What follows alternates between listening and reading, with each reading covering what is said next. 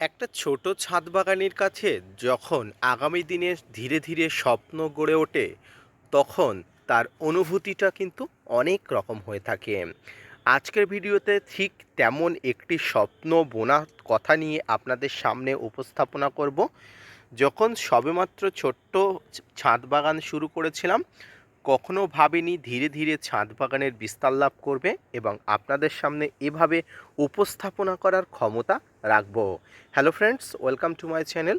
দেশ এবং দেশের বাইরে থেকে যারা আজকে আমার ভিডিওটি কন্টিনিউ করেছেন, প্রত্যেককেই gardener tips with Kamal YouTube চ্যানেলে স্বাগতম।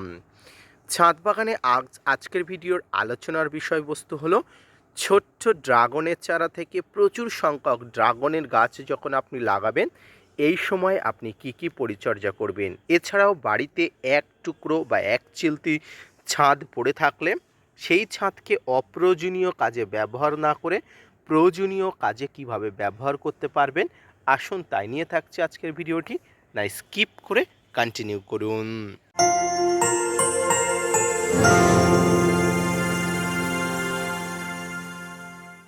প্রিয় দর্শক এবং শ্রোতা বন্ধুরা, দেশ এবং দেশের বাইরে থেকে যে যেখান থেকে আজকে আমার ভিডিওটি কন্টিনিউ করেছেন, প্রত্যেককে নমস্কার, সালাম, আদাব জানিয়ে আজকের ছোট্ট উপস্থাপনাটি শুরু করছি। এই মুহূর্তে আমার ছাদ বাগানের একদিকে প্রায় ড্রাগনের সাম্রাজ্য লাভ করেছে। ধীরে ধীরে এই সাম্রাজ্য আরও বাড়ানোর প্রচেষ্টা চলছে। আমি আমার ছোট্ট এক চিলতে জায়গাতে যতটুকু সাধ্যের মধ্যে আয়ত্তের মধ্যে পারি অনেক অনেক ড্রাগনের গাছ কিন্তু বাড়িয়েছি, লাগিয়েছি। সফলভাবে গাছগুলো কিন্তু বড় হয়ে উঠছে। আগামীতে হয়তো আপনাদের সামনে এই গাছ নিয়ে অনেক অনেক উপস্থাপনা করার আরও ক্ষমতা পাবো। তো এই মুহূর্তে বলি, যারা বাড়িতে ছোট্ট ড্রাগনের চারা লাগাচ্ছেন তাদের বলবো একদম কম পরিচর্যাতে আপনার ছাদ বাগানে যে কোনো ড্রাগনের গাছ, যে কোনো প্রজাতির ড্রাগনের গাছকে লাগাতে পারেন। দেখুন, আমার ছাদ বাগানের ছোট্ট ছোট্ট পলিথিনে আমি আপনাদের একটু দেখাই। ছোট্ট ছোট্ট পলিথিনে কিন্তু অনেক সংখ্যক ড্রাগনের গাছ বড় হয়ে উঠছে। এগুলো থেকে আগামী দিনে ফুল এবং ফল পাওয়ার সম্ভাবনা কিন্তু অনেক অনেক। তো এই গাছগুলোকে এই সময় কি করে পরিচর্যা করবেন, পাশাপাশি আমি আমার ছাদ বাগানে বড় ড্রাগন গাছকেও দেখাবো, যে গাছ থেকে আমি এই শাখা প্রশাখাগুলো কেটে নিয়ে তৈরি করেছি নতুন চারা গাছ। তো প্রথমেই বলি, এই গাছগুলোতে আমি এই সময় যেটা করেছি, একটা ভারী মিশ্র খাবার দিয়ে দিয়েছি। আপনার বাড়িতে অপ্রয়োজনীয় পরিত্যক্ত কোনো বালতি, অপ্রয়োজনীয় কোনো পলিথিন পড়ে থাকলে সেগুলো ফেলে দেবেন না। এছাড়াও খারাপ বস্তা বা অপ্রয়োজনীয় বস্তা পড়ে থাকলে তাতেও কিন্তু আপনি ড্রাগনের চারা নির্দ্বিধায় বড় করতে পারেন।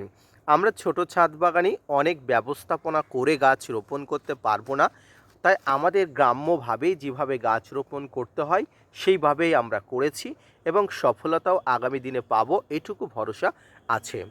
তো এই গাছগুলো আপনি যে কোনো মাটিতে যে কোনোভাবেই রোপণ করে দিলেই কিন্তু গাছ মাটির সঙ্গে ম্যাচুরিটি হয়ে যাবে। তবে গাছে মাঝে মাঝে খাবার, জল, রাসায়নিক পদার্থ একটু আধটু দিতে হবে।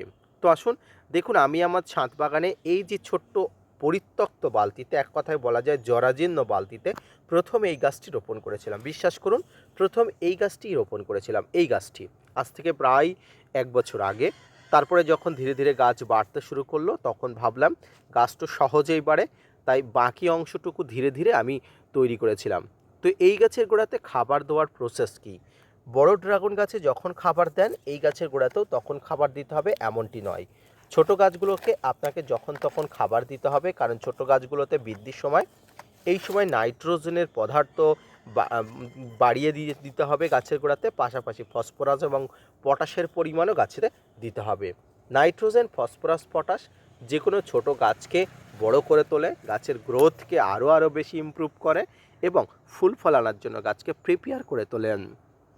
তো এই গাছের গোড়াতে আপনি প্রথম যে খাবারটি দেবেন একটি ভারী মিশ্র খাবার। এই ভারী মিশ্র খাবারের মধ্যে অন্যতম হলো শিংকুচি, নিমখোল, হাড়গুঁড়ো, ভার্মিকম্পোস্ট, সর্ষের খোল, বাদাম খোল মিশ্রিত যে খাবার, যে খাবারগুলো ছাদ বাগানে আমরা মিশ্র খাবার নামে অভিহিত করি, যে খাবারগুলো ছাদ বাগানে আমরা সব থেকে বেশি ব্যবহার করি গাছেদের বৃদ্ধির জন্য, গাছেদের ভালো রাখার জন্য, সেই খাবারগুলো আপনারা দেবেন। এই খাবারগুলো আপনারা অবশ্যই দেওয়ার সময় ভালো করে সমস্ত উপাদান, প্রয়োজনীয় উপাদানগুলো মিশিয়ে নিয়ে তারপরে কিন্তু গাছে দেবে। দেখুন আমার এই ছোট্ট গাছ হতে পারে, কিন্তু গাছগুলোর ইমপ্রুভমেন্ট দেখুন অসংখ্য অসংখ্য অসংখ্য ভালো। তো গাছগুলো এত বড় হয়েছে কয়েক মাসের মধ্যে, যেগুলো একদম আমার প্রায় ছাদের পুরো কিনারার বাইরে চলে গেছে এবং আগামী দিনে আরও বড় হবে এইটুকু আশা রাখি। তো এই খাবারগুলো যথাযথ সময় যদি আপনি দেন তাহলে কিন্তু খুব ভালো হবে। আমি আপনাদের একটা গাছের গোড়া দেখাই। দেখুন প্রায় কয়েকদিন আগে আমি গাছের গোড়াতে খাবার দিয়েছিলাম, এই খাবার কিন্তু এখনও এখানে আছে। যদিও গাছটি ছোট, ধীরে ধীরে খাবারগুলো যত ইমপ্রুভ হবে খাবারগুলো থেকে শক্তি নিয়ে গাছ আরও বড় হয়ে উঠবে।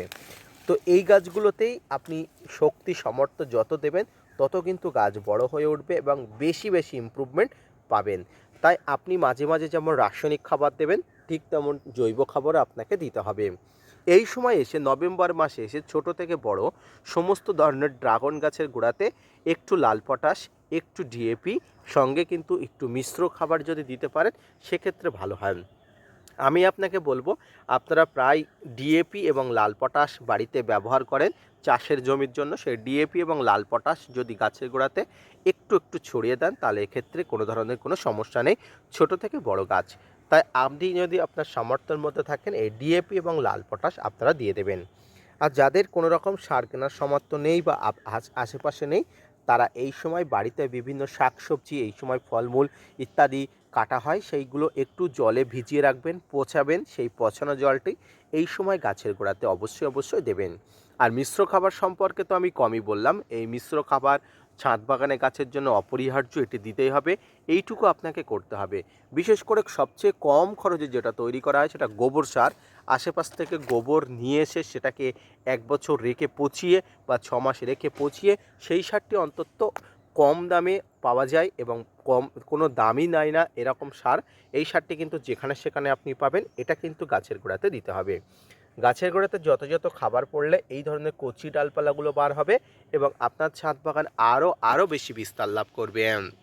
তাই ছোট থেকে বড় সমগ্র ড্রাগন গাছগুলোতে কিন্তু এই সময় খাবার অবশ্যই দিতে হবে, কারণ শীতের ডরমেন্সি, এই ডরমেন্সিতে ছাদ বাগানে আর গাছে ফুল আসবে না। এখন শুধু গাছকে ডালপালা বাড়ানোর সময় এবং অপ্রয়োজনীয় ডালপালাগুলো অবশ্যই আপনাকে ছেঁটে ফেলতে হবে, কেটে ফেলতে হবে। যদিও আমার ছাদ বাগানে এই ড্রাগন গাছে অপ্রয়োজনীয় কোনো ডাল নেই, তাই এই অপ্রয়োজনীয় ডালগুলো কাটার কোনো স্কোপই নেই। আমার এই সেই বেবি ড্রাগন গাছের মাদার গার্ডস, যেখান থেকে আমি ড্রাগনের সাম্রাজ্য তৈরি করছি এবং আগামী দিনেও তৈরি করব। এই গাছটি থেকেই কিন্তু আমার ছোট স্বপ্ন বোনা এবং এই গাছটিই কিন্তু আমার সফলতার দিকে এগিয়ে নিয়ে যাচ্ছে। পাশাপাশি এখানেও কিন্তু আরও দুটি গাছ আমি তৈরি করেছি বেশ অল্প দিনে এবং গাছটির গ্রোথ কিন্তু চোখে ধরার মতো। তাই দর্শক শ্রোতা বন্ধুরা, এই সময় আপনার ছাদ বাগানের যে কোনো ড্রাগন গাছকে সঠিকভাবে বড় করে তুলতে, সঠিকভাবে মানুষ করে তুলতে এবং সুস্থ সবলভাবে গাছকে বড় করে তুলতে খাবার প্রয়োগ করবেন, রাসায়নিক এবং মিশ্র খাবার উভয়ই। পাশাপাশি গাছকে বিভিন্ন ধরনের প্রোটেকশানের মধ্যে দিয়ে নিয়ে যেতে পারলে আগামী সিজনের মধ্যে গাছ বড় হয়ে উঠবে এবং আশা করা যায় প্রচুর পরিমাণ ফুল এবং ফল আপনার ছাদ বাগানে, আমার ছাদ বাগানে গাছের মতোই কিন্তু আপনি পাবেন। ধন্যবাদ।